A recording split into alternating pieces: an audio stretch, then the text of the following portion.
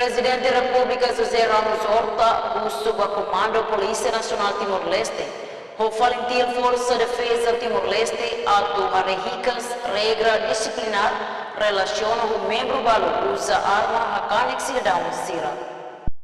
Exigência do Presidente da República José Ramos Horta atoba jornalista Bainhira remata participa à Assembleia Nações Unidas e Aeroporto Internacional Nicolau Lobato Comoro Terra Sané.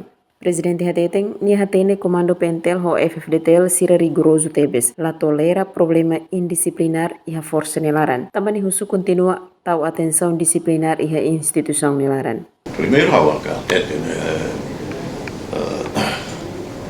e a problema disciplina e a força nelaran e a pentel nelaran. Mas veio Wahiri te compara com a situação social e o mundo.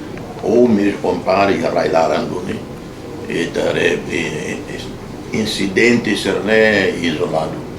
Eu continuo contente que tenha forças e tenha polícia quase sempre a tudo disciplina. De vez em quando falhamos, mas não os problemas vou ter quando comparo Railaran.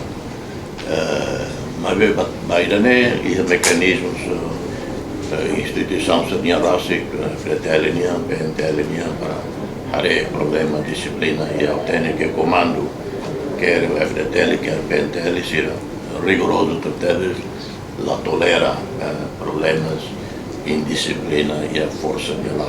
Emerenciana Pinto, STL News.